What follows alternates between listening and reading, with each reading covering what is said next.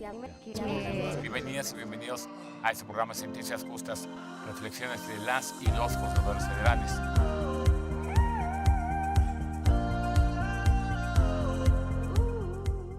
Bienvenidas y bienvenidos a este subprograma Sentencias Justas, reflexiones de las y los juzgadores federales. Soy Iván Aarón Seferín Hernández, juzgador federal, y el día de hoy tenemos a un gran compañero, amigo y juzgador, el juez Roberto Gorostieta Femat. Bienvenido, Roberto. Muchas gracias, Iván, por la invitación. Gracias por aceptarla. Y este programa, como lo saben, está hecho para acercarnos a las personas, a la gente, de hecho, por la vía jurisdiccional y no jurisdiccional en pro de la protección de derechos humanos. La razón de esto es precisamente para que conozcan a las y los juzgadores federales los motivos de su resolución y eventualmente puedan también conocer la labor judicial federal.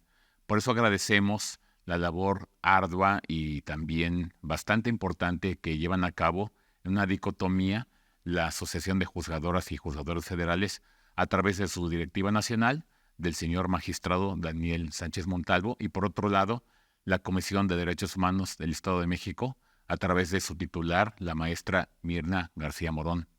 Gracias a todos ustedes que nos siguen en redes. De hecho, este programa está hecho para ustedes, para acercarnos a ustedes, y gracias por sus preferencias. El día de hoy, como lo dijimos, tenemos a un gran juzgador. Él tiene una experiencia vasta en materia judicial y también tiene una gran trayectoria. Comenzó en Jalapa laborando y actualmente se encuentra en el Centro de Justicia Penal Federal en la Ciudad de México como juzgador del sistema acusatorio. Pero veamos su reseña para poder conocer un poquito más de su historia curricular. Corre video. Roberto Omar Paredes Gorostieta Femat es maestro en Derechos Humanos por la Escuela Federal de Formación Judicial. Cuenta con la licenciatura en Derecho por la Universidad Autónoma del Estado de México. Es especialista en el sistema de justicia penal para adolescentes por la Escuela Federal de Formación Judicial. Su preparación y vocación le han permitido ejercer diferentes cargos profesionales, como secretario proyectista en el Segundo Tribunal Colegiado en materia de trabajo del Segundo Circuito, secretario en el Juzgado Cuarto de Distrito en materias de amparo y de juicios civiles federales en el Estado de México, oficial judicial en los Juzgados Segundo de Distrito B y Cuarto de Distrito en materias de amparo y de juicios civiles federales, juez de distrito en el Centro de Justicia Penal Federal con residencia en Jalapa, Veracruz, así como en el Centro de Justicia Penal Federal con residencia en Tlaxcala. Este año 2024 obtuvo su ratificación como juez de distrito en el Centro de Justicia Penal Federal y actualmente se encuentra adscrito al Centro de Justicia Penal Federal de la Ciudad de México, con sede en el Reclusorio Sur. Además, ha recibido premios y reconocimientos por su aprovechamiento académico en el Consejo Universitario de la Universidad Autónoma del Estado de México y en el Curso Básico de Formación y Preparación para Secretarios del Poder Judicial de la Federación.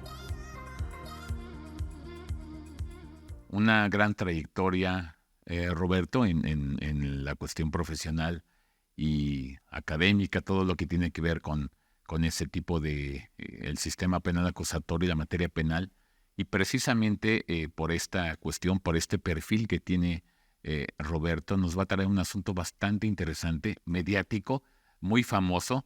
Quizás la gran mayoría de ustedes ya lo habrán escuchado. Se conoció en los medios de comunicación como el caso Black Wall Street Capital, donde se realizó un cateo. Y generalmente, desde luego, como lo saben las personas, el cateo en sí, una diligencia de cateo, tiene la finalidad de ser un régimen de excepción al derecho de intimidad. Este derecho de intimidad tiene, como se indicó, esta excepción debido a que una persona aparentemente está cometiendo un delito. Cuando existe una orden judicial, ¿qué sucede entonces o qué espera la gente? Que los gobernados en sí de las autoridades que actúen apegados a la ley, a la norma secundaria y a la primaria. Pero, ¿qué sucede cuando no es así? ¿Qué sucede cuando aparentemente las personas que tienen que ver con este tipo de diligencias cometen hechos al menos irregulares o aparentemente irregulares que llevan a que esta diligencia de cateo, más que una prácticamente circunstancia o audiencia o diligencia que tenga que ver necesariamente con la intervención legal se torna ilegal. Este caso es bastante importante. Fue un cateo en la Ciudad de México, en la colonia Anzures, y se llevó a cabo a través de agentes policiales, agentes fiscales, desde luego, pero de la Ciudad de México. Eventualmente, cuando se lleva a cabo este tipo de intervención, se encuentra dinero, armas de fuego aparentemente y narcótico. Pero para poder profundizar un poquito más en lo que es este caso en particular, vamos a ver el video temático para que después Roberto nos explique a profundidad este caso tan sonado que hubo en los medios de comunicación. Corre video. Hoy tenemos un caso intrigante de la Ciudad de México que involucra narcóticos, armas y un giro inesperado en los acontecimientos judiciales. El 15 de marzo de 2023, un evento sorprendente tuvo lugar en la colonia Anzures, en la alcaldía Miguel Hidalgo. Autoridades locales ejecutaron un cateo en Wall Street Capital, una conocida empresa financiera. Durante el cateo, la policía descubrió una gran cantidad de dólares, un arma de fuego de uso exclusivo de las Fuerzas Armadas, diversos cartuchos, así como polvo blanco, que de acuerdo con las autoridades locales era narcótico. 5 personas fueron detenidas en el sitio por los delitos de posesión de narcóticos con fines de comercio, posesión de armas de fuego de uso exclusivo de las Fuerzas Armadas y posesión de cartuchos para esas armas. El caso fue llevado ante un juez local, quien vinculó a proceso a los acusados, y luego pasó el caso al Centro de Justicia Penal Federal, dado que son delitos federales. Aquí es donde el caso toma un giro inesperado. En la audiencia federal, la defensa presentó videos de cámaras ocultas que mostraban irregularidades en el cateo. Se reveló que los agentes locales manipularon cámaras de seguridad y que ni las armas ni los cartuchos estaban en el lugar indicado. Además, se demostró que el polvo blanco no era de cocaína. No es coca. Es harina. Este caso es un claro ejemplo de cómo la evidencia crucial puede cambiar el curso de la justicia. La revolución del auto de vinculación y la suspensión del proceso penal por el juez federal fueron pasos necesarios para ordenar la inmediata libertad de las 5 personas detenidas por violación a sus derechos fundamentales. Finalmente, dado que se trata de una resolución que en su momento fue muy mediática, el juez Roberto Omar Paredes Gorostieta Femat nos explicará en este programa las consideraciones de su determinación. Un caso bastante emblemático, bastante mediático, famoso y sobre todo bastante comprometedor para la autoridad encargada de este tipo de cateos. Pero nada más interesante para el público, para el auditorio, Roberto, que nos expliques cómo estuvo el asunto, qué consideraste, porque a final de cuentas se decretó la libertad de 5 personas aparentemente involucradas en un evento bastante importante. Entonces, Roberto, pues nos gustaría escuchar. Muchas gracias, Iván. En principio quisiera agradecer a la Comisión de Derechos Humanos del Estado de México, a la JUFED y desde luego a ti la invitación para estar presente en este programa. El caso que acabamos de ver y del cual voy a dar unos pocos más detalles, ciertamente es un asunto mediático. Sin embargo, quisiera comenzar relatando a tu audiencia, pues que todos los asuntos que recibimos como juzgados federales son sumamente importantes. Es muy importante la labor que realizamos al examinar las particularidades de cada uno de los asuntos que recibimos y que la ciudadanía debe de ser consciente o que la labor que realizamos es en protección de sus derechos fundamentales. En este caso particular, puedo señalar que la audiencia que celebré en el caso de Black Wall Street Capital fue una audiencia que llevé a través del sistema de videoconferencia. Todavía se permitía realizarlo de esa forma. Y es importante también indicar que este tipo de asuntos nosotros no los escogemos como juzgadores. Existe un sistema de turno aleatorio por parte del sistema del Consejo de la Judicatura Federal, en el cual nosotros no sabemos con anticipación qué asunto nos va a ser asignado. Dentro de la categoría de asuntos que recibimos está el que conocemos como aceptación de competencia.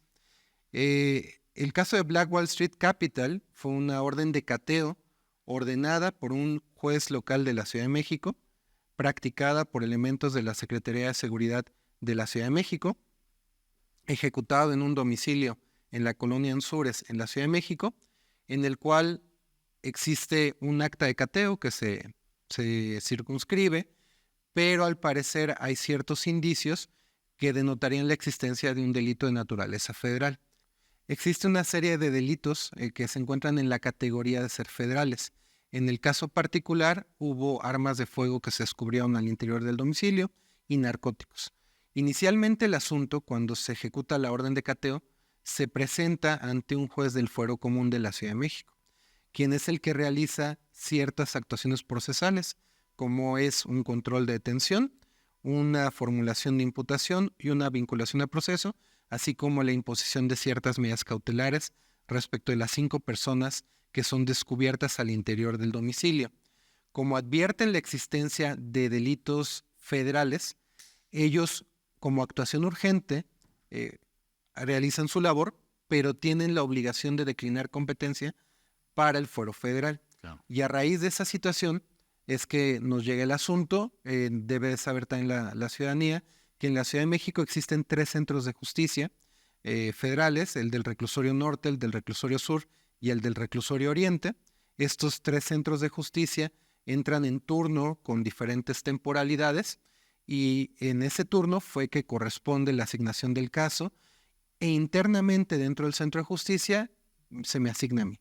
Yo no tenía conocimiento alguno de qué asunto iba a conocer antes de celebrar la audiencia, simplemente sabía que era una aceptación de competencia, y una aceptación de competencia, por regla general, es una audiencia sencilla, porque lo único que analizamos es si las actuaciones que realizó el juez del Fuero Común se ajustaron a las formalidades procedimentales que establece el Código Nacional de Procedimientos Penales.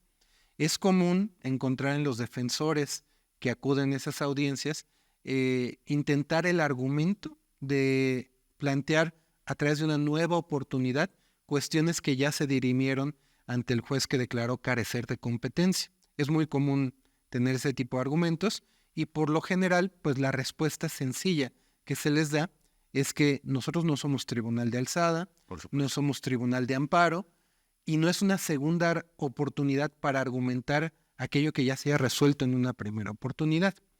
Entonces, yo en este caso, el argumento por parte de la defensa, después de la aceptación de la competencia, porque la aceptación no hubo cuestionamiento alguno, fue introducir al debate la solicitud de invalidar actuaciones practicadas por el juez del Fuero Común por el argumento de violación de derechos fundamentales. Ellos lo que plantearon es que, si bien la aceptación de la competencia no la cuestionaban, había cuestiones que trascenderían de cierta forma el resultado del procedimiento que no sería posible repararlas con posterioridad, porque todo de inicio, a partir del argumento de la defensa, estaba viciado por un efecto corruptor que fue la diligencia de cateo mal practicada. Y no fue una mala praxis estrictamente contrastándolo con lo que establece el Código Nacional de Procedimientos Penales, sino que en este caso particular había una serie de videos que la defensa pidió que yo visualizara y que pudiéramos observar que aquello que se había sentado en el acta de cateo no se ajustaba a lo que había sucedido en la realidad.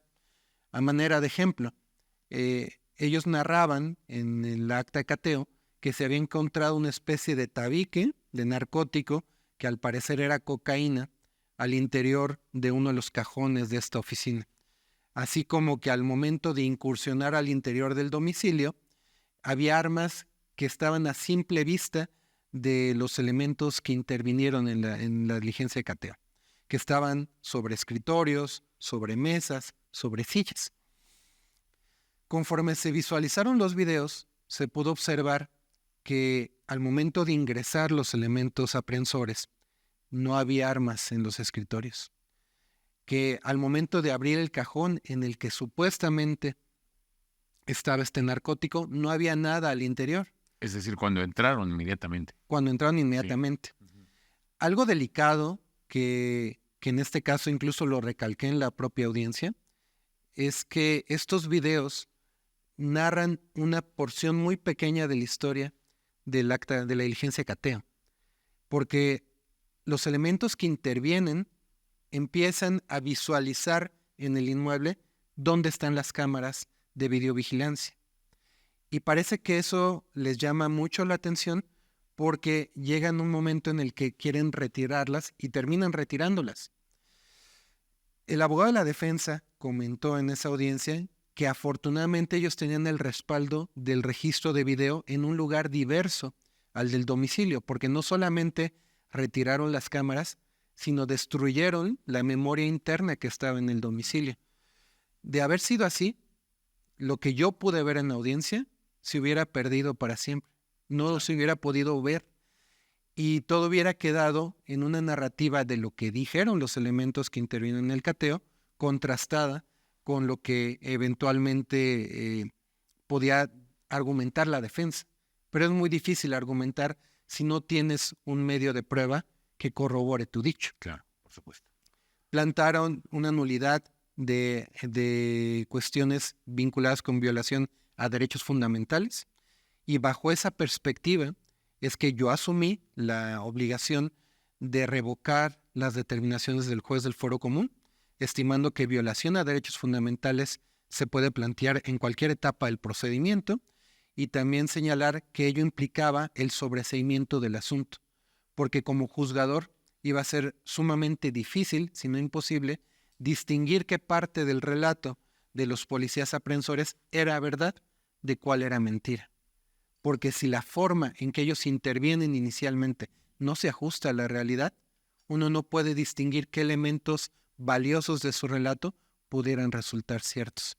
Y es por eso que aplicando la jurisprudencia de la primera sala de la Suprema Corte de Justicia de la Nación en torno al efecto corruptor que pueden generar ciertas actuaciones, tomé esa decisión. A la postre, tuve conocimiento que el juez del Foro Común, retomando mi decisión, también decretó el sobreseimiento en su instancia y eso derivó en la libertad plena de los 5 investigados.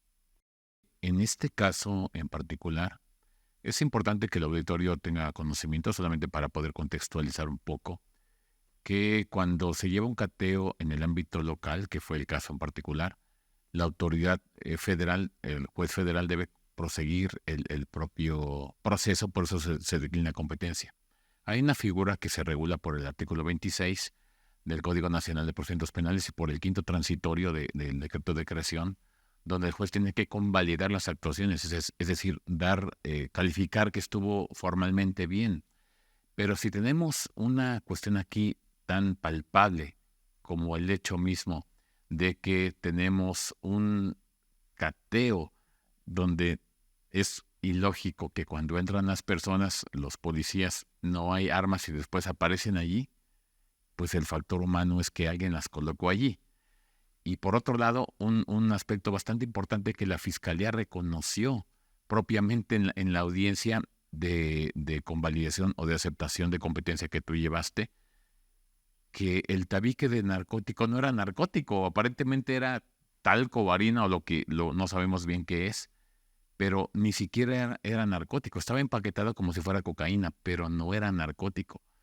Pudiéramos profundizar un poquito en eso porque claro, los que no estuvimos en el asunto y el auditorio no vio la audiencia, podremos profundizar en cómo fue que llegaste a esta cuestión, sumando al hecho de que ni siquiera era narcótico y que las armas no estaban en el lugar que inicialmente se encontraban. En este caso, debemos de saber que las autoridades del Estado, por la responsabilidad que su función les otorga, no tienen derecho a mentir. Las autoridades del Estado ejercen una responsabilidad mayor y mucho más profunda en los procesos de carácter penal. Porque ellos comprometen su palabra, su versión de los hechos a una teoría del caso que lo que busca es llevar a una persona a prisión o por lo menos establecer una sanción de carácter penal. Bajo esa perspectiva, los órganos del Estado deben de tener este deber de lealtad, de buena fe, en cuanto a las funciones que desempeñan. Yo debo destacar, como tú lo hiciste, que la Fiscalía General de la República, al momento de recibir el asunto y en la audiencia de competencia, ellos realizaron su propio pericial en materia de química y pudieron distinguir que aquel tabique que se descubrió o que dicen que descubrieron al interior de las oficinas de esta empresa, en realidad no era narcótico, porque bajo la perspectiva del juzgador del Fuero Común y de las autoridades del Fuero Común de la Ciudad de México, ellos sostenían que ese tabique eran cocaína. Y en teoría hicieron pruebas reactivas al interior del domicilio con un equipo pericial que mandaron a la diligencia de cateo que les dio ese resultado positivo. Pero la Fiscalía General de la República hizo parte de su trabajo, hizo una propia pericial y distinguieron que el químico no era cocaína. ¿Quién sabe qué era? Como tú dices, podría haber sido harina, talco, pero ellos cumplieron con su labor y dijeron, señor juez, yo no judicializo este asunto por esta perspectiva y señalo o distingo qué es lo que es esto en particular.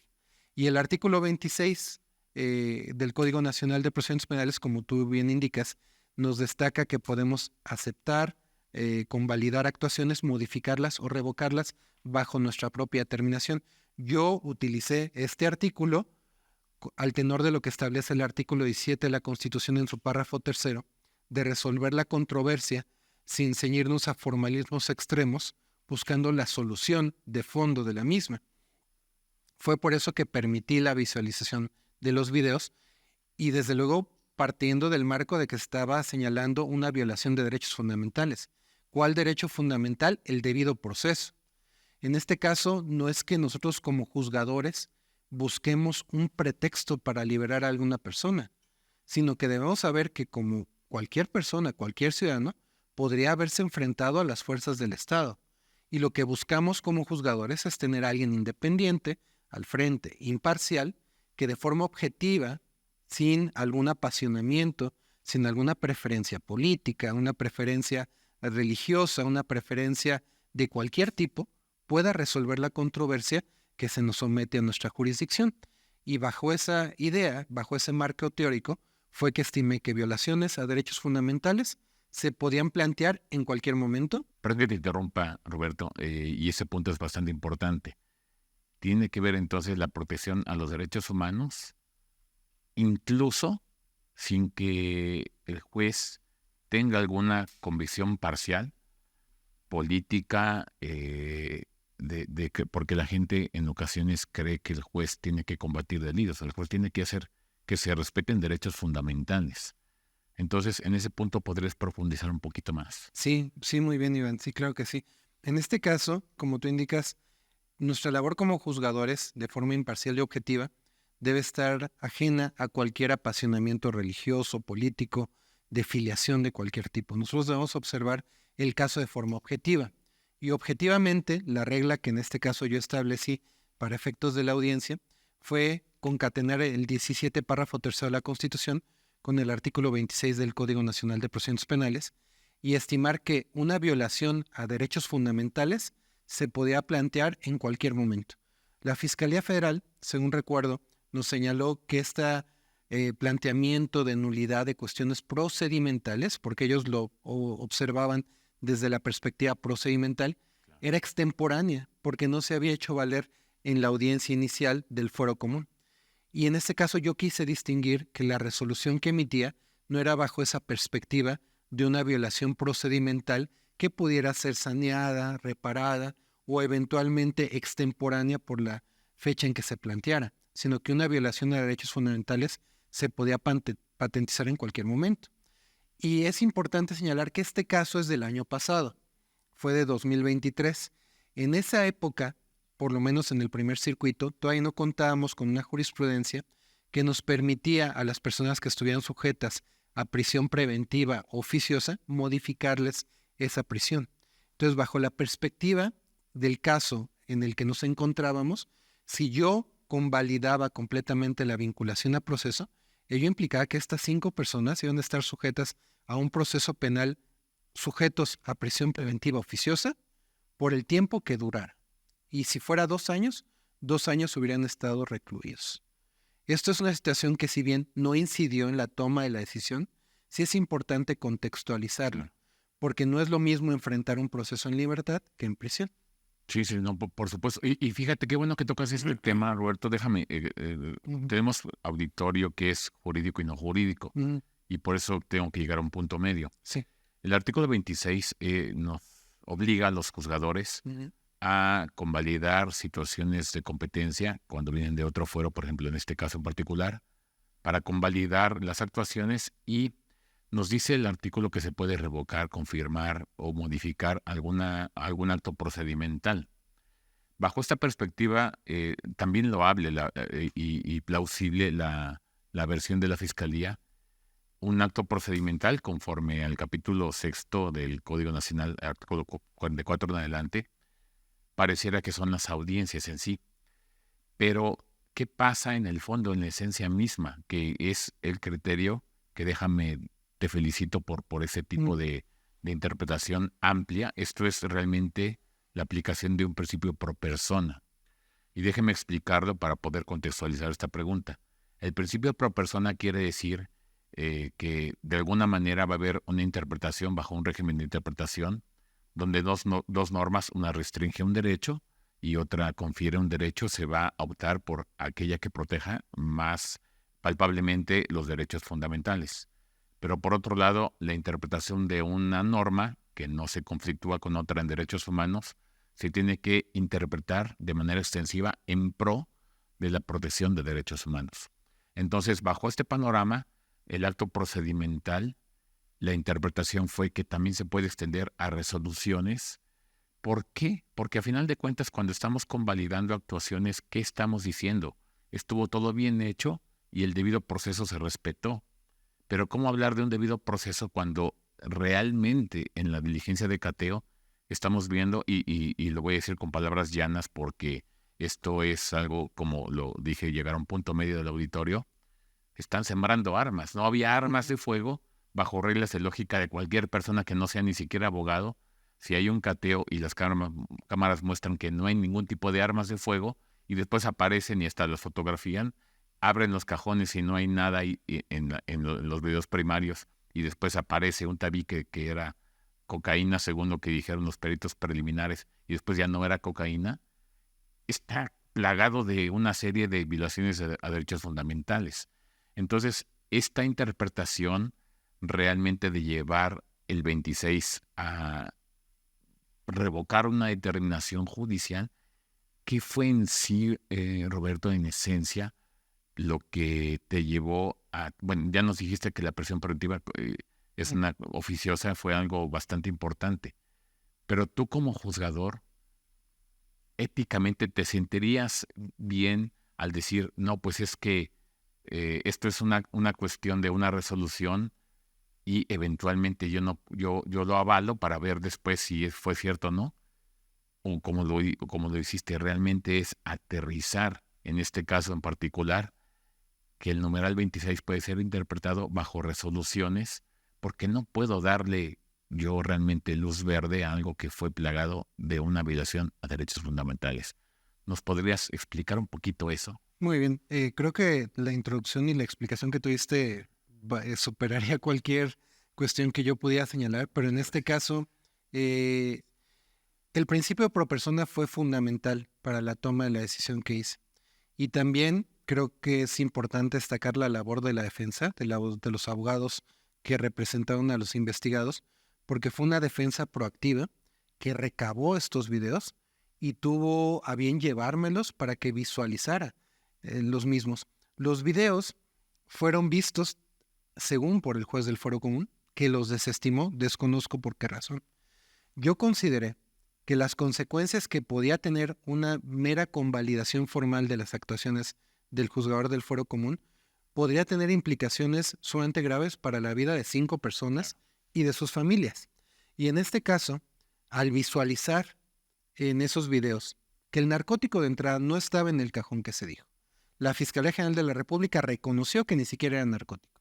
Eso se les aplaude, el que hayan tomado esa decisión de entrada. Las armas no se veían en el momento en el que se ingresa al inmueble. Bajo esa perspectiva, yo señalo en esta, y como en otras audiencias lo he dicho, que la mujer del César no solamente debe ser casta y honesta, sino que también debe parecerlo. y por ende la función que realizan las autoridades de procuración de justicia debe ser apegada completamente a lo que sucedió en realidad. A nada bueno abona que por querer perfeccionar un caso modifiquen un poco el relato, alteren un poco los hechos, porque ello a la postre termina desdibujando lo que van a querer llevar a un juicio. Y en este caso particular, si bien el formalismo del artículo 26 podría indicarnos que mi única labor era convalidar el acto realizado por el juzgador del foro común, ello habría implicado el pasar de largo violaciones sustantivas a los derechos humanos. Fue por eso que, como operador jurídico, quise valerme de esas herramientas que nos da el código, porque hay que reconocer que el legislador es el que nos da esas herramientas a nosotros como juzgadores, y que como juzgadores podemos interpretarlas siguiendo los lineamientos que establece la propia Constitución. Y la Constitución nos indica el principio pro persona, entre ellos, para poder valorar si cierto caso, a la luz de la norma, se debe resolver en un sentido o en otro. Yo no podía asumir que ese día, en ese lugar, a esa hora, se practicó una diligencia de cateo de cierta forma cuando los videos me narraban que otra cosa había sucedido. Formalmente, como juzgador, pude haber aceptado la competencia, convalidado todos los actos y decirle a los 5 imputados, váyanse a pelear con el juez de enjuiciamiento al cabo de 1 año o 1 año y medio de lo que durara el proceso. Mientras tanto, ellos habrían estado sometidos a prisión preventiva oficiosa, muy seguramente. Entonces, si el caso nos da la oportunidad de valorarlo, de visualizar hechos que flagrantemente implicaban violación de derechos fundamentales, considero que no había lugar a convalidar actuaciones, porque ello habría dado pie a poner una especie de palomita, por así decirlo, Sí, con claro. palabras llanas, Sí, claro. a una labor que se debe de expulsar del orden jurídico. Cuando las autoridades de procuración de justicia, cuando las autoridades de seguridad pública visualicen que estos casos, por más mediáticos que suenen, se caen cuando llegan ante un juzgador, considero que van a realizar una labor correctiva a su actuación y van a decir, prefiero judicializar, a lo mejor porque encontré una simple pistola en tal lugar, y no querer armar un caso, agregándole cuestiones que simplemente van a tirarlo cuando un juez independiente e imparcial lo observe y vea que no se sustenta. Y que a final de cuentas, esto es algo muy importante, Roberto, que nos ven también autoridades, y eso es bastante interesante porque generalmente se tiene la creencia, y esto es muy importante que lo sepan. Yo también he tenido asuntos como juzgador donde la autoridad entra a un domicilio por cateo, desde luego, y quitan las cámaras de circuito cerrado. Ya no es como antes, va dirigido a la autoridad. Ya no es como antes en el sentido de que la propia tecnología evolucionó. Ya no se queda en una memoria, ya se sube a una nube, a una plataforma digital, y queda registro de las escenas. Entonces, es hasta ingenuo de la autoridad que diga, llevo el cerebro de las cámaras y quito todo, pues para que no quede rastro. Esto es algo ya superado hace muchos años. Sistemáticamente ha habido muchos asuntos de esta naturaleza donde la autoridad pretende quitar o de alguna manera extraer este tipo de cámaras.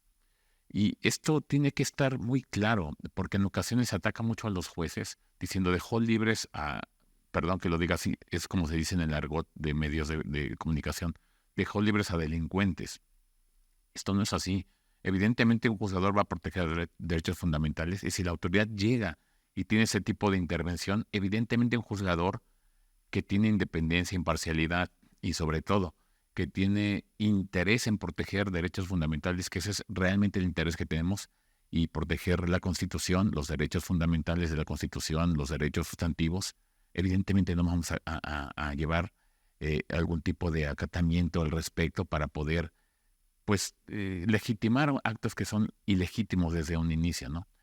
Y bueno, esto te lo digo porque eventualmente, según tengo conocimiento de la resolución misma que nos hiciste favor de compartir, las propias autoridades que realizaron el cateo en un proceso penal por responsabilidad reconocieron esta responsabilidad, ¿verdad? Es decir, ahí me parece una sentencia de un procedimiento abreviado donde hay responsabilidad para las personas que intervienen en el cateo, porque en los medios de comunicación también se supo que había pues dinero, que habían aparentemente reportado mucho menos, que eran millones de dólares, que es algo extra extra, digamos, oficial. Yo lo digo así porque vi los medios de comunicación, pero eventualmente reconocieron que hubo irregularidades en las personas. Eso es correcto, ¿verdad?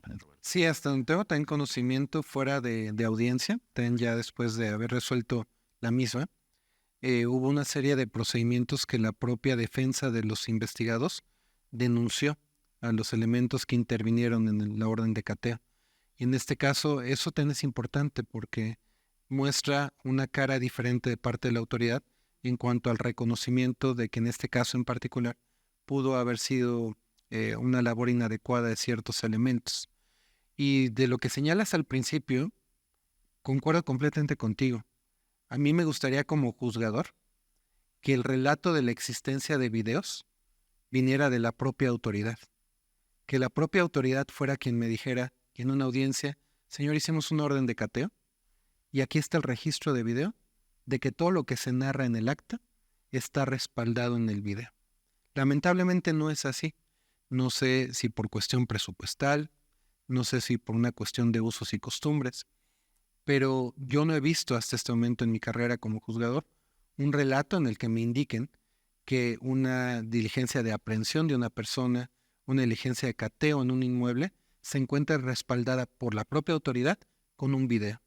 Siempre que he visto situaciones de videos, ha sido por parte de equipos de defensa que han tomado la salvaguarda a sus clientes de tener equipos de videovigilancia en sus domicilios y que eventualmente los pueden respaldar de cierta forma, porque no es la primera vez también, debo de señalarlo, que los equipos de videovigilancia son destruidos o afectados al momento de la intervención de órganos del Estado, quién sabe con qué propósito.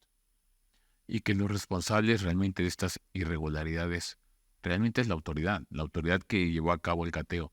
¿Para qué pretender sustraer las cámaras? Para no dejar huella, evidentemente, son reglas de lógica. Quiero sustraer las cámaras y el cerebro para no dejar huella de lo que estoy haciendo. Si estoy actuando apegado a la legalidad porque tengo una orden judicial, ¿por qué no hacerlo en forma completa? Un ciudadano confía en que la autoridad, cuando ingrese a un domicilio, pues no va a haber hurto, no va a haber ningún tipo de actuación irregular, incluso qué mejor que videograbarlo.